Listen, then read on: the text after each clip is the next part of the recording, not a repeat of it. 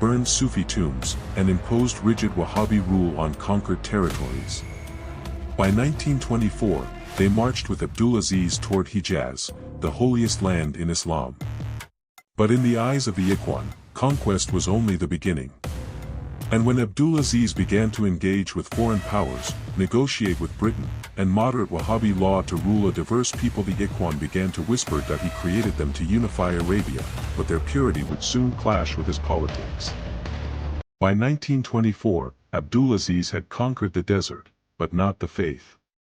The heart of Islam, the spiritual compass of the Muslim world, lived not in Najd, but in Hejaz, the western region of Arabia, home to the holiest cities in Islam, Mecca and Medina. Hejaz was ruled by the Hashemites, descendants of the Prophet Muhammad. Their leader, Sharif Hussein bin Ali, was not only protector of the holy cities, but also the man who had led the Arab revolt during World War I, with British support and Ottoman blood on his hands. But after the war, the Hashemite dream crumbled. British support shifted. Hussein's authority eroded. When he declared himself caliph in 1924, after the Ottoman Caliphate was abolished, much of the Muslim world rejected his claim. To Abdulaziz and his Wahhabi allies, this wasn't just arrogance. It was heresy. The stage was set for a holy war, not of faith, but of legitimacy. In September 1924, the Ikhwan, Abdulaziz's religious warriors, launched their first major assault on the city of Taif, a Hashemite stronghold in the Hejaz Mountains. They descended with terrifying speed. The Hashemite garrison collapsed. Hundreds were killed, a massacre that shocked Muslims as far as Cairo and Damascus. Sharif Hussein, realizing his support was gone, abdicated and fled into exile. His son, Ali bin Hussein, tried to hold Mecca and Medina, but morale was broken. Abdulaziz halted the Ikhwan at the gates of Mecca. He entered the city peacefully, unarmed, on foot, a deliberate symbol. He prayed at the Grand Mosque, met with scholars, and ordered his soldiers to respect local traditions. He then turned his attention to Medina, which resisted for months until a negotiated surrender in 1925. By 1926, Abdulaziz had accomplished something no tribal leader ever had.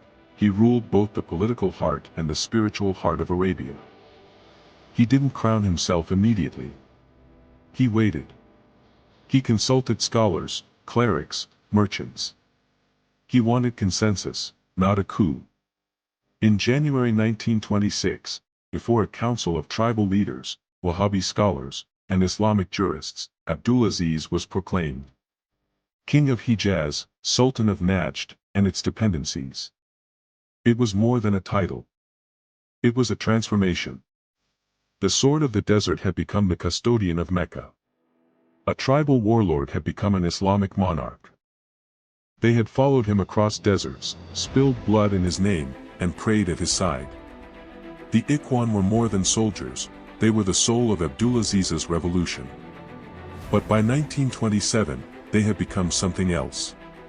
A threat.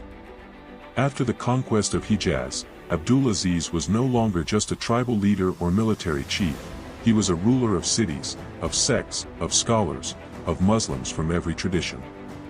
To govern them, he needed restraint, tolerance, diplomacy.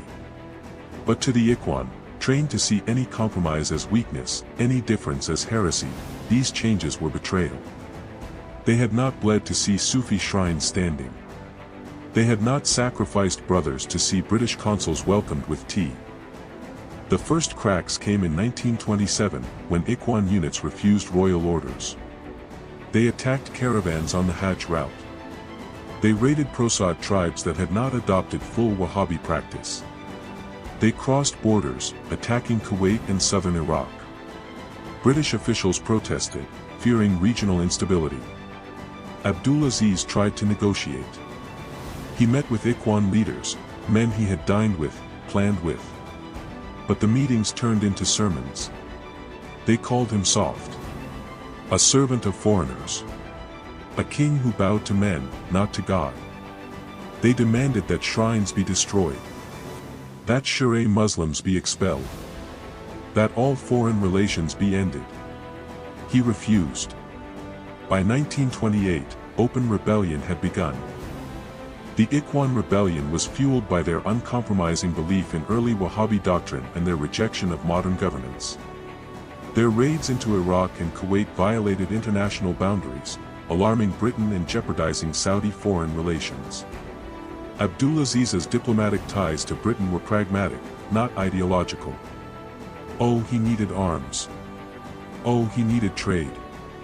Oh, he needed recognition of his borders. The Ikhwan saw this as capitulation to infidels. Abdulaziz had grown beyond tribal war, into statecraft. The Ikhwan had not. The Ikhwan began marching toward Riyadh. It was no longer about faith. It was about power. Abdulaziz acted. He called on tribes that once feared the Ikhwan. He assembled his modern army, equipped with British rifles, machine guns, and even air support. The two sides met near a dry wadi in Sabila, north of Riyadh. The Ikhwan came on horseback, reciting verses, carrying swords and rifles. Many had no armor. They believed God would protect them. Abdulaziz's troops dug trenches, set up machine gun nests. It was faith versus firepower. In under an hour, the rebellion was crushed. Hundreds died. Ikhwan leaders were killed or captured. The survivors fled into the desert, where most were hunted down or surrendered within a year. The rebellion was over. But the pain remained. Abdulaziz had killed the men who once raised his flag. He had destroyed the force he had created. He did not celebrate. He prayed. By 1930, the Arabian Peninsula, once a patchwork of warring tribes, rival dynasties, and foreign proxies, had been brought to heel. Abdulaziz ibn Saud had conquered Najd, overthrown the Rashidis, integrated the Shia majority Al-Hassa, taken the sacred cities of Mecca and Medina, and defeated the radical Ikhwan he once empowered. But conquest alone does not make a country. He needed something more permanent.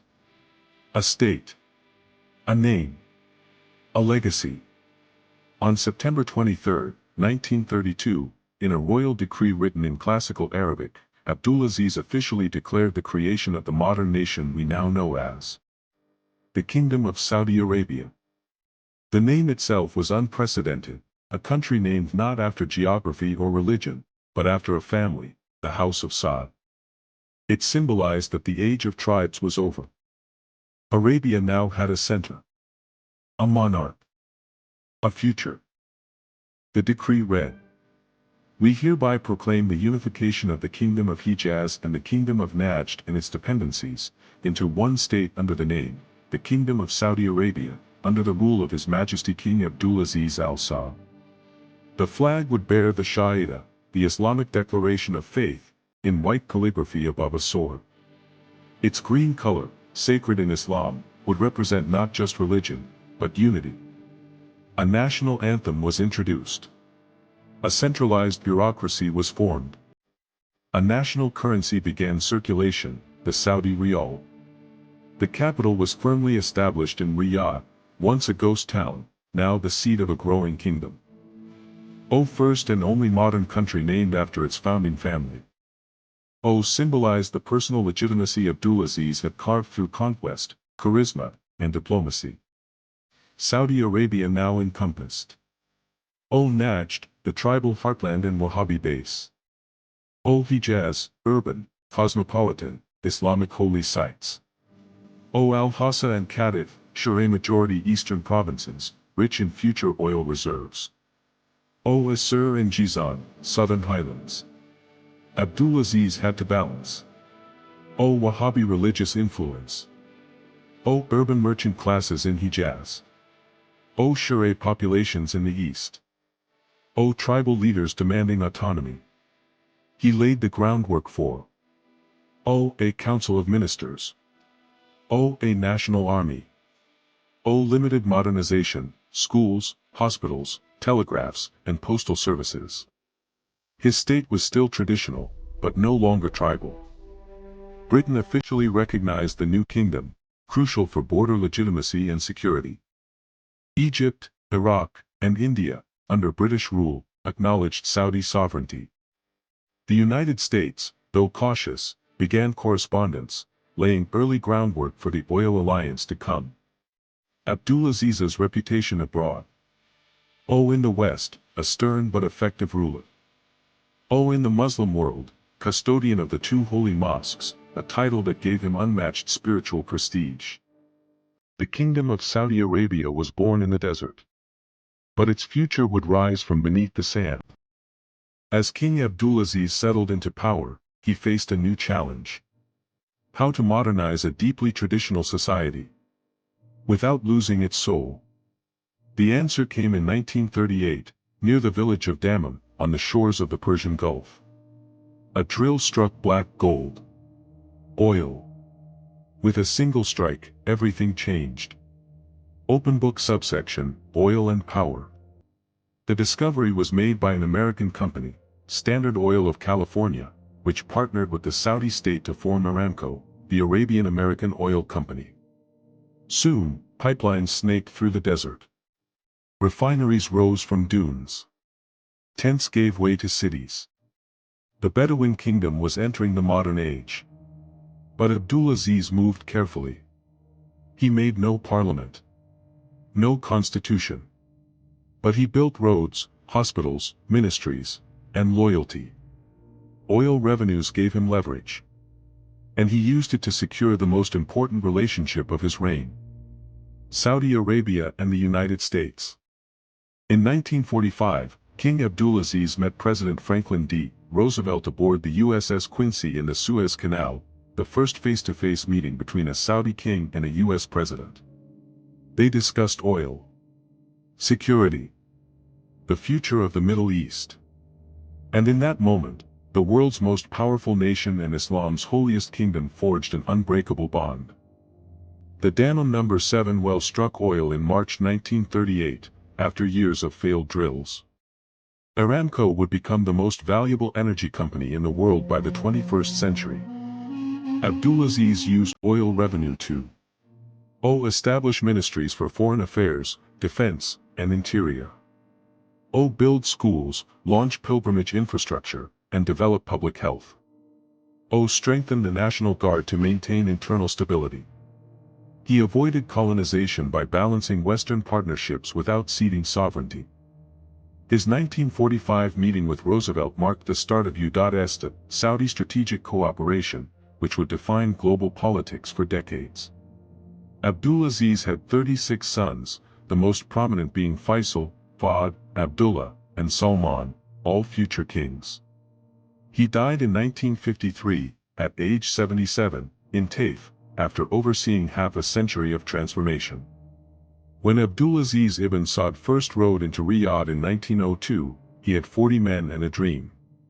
When he died in 1953, he left behind a nation of 8 million people, the holiest cities of Islam, one of the largest oil reserves on earth, and a dynasty that still rules today. He was not just a king. He was a builder of worlds. And the desert still remembers his name.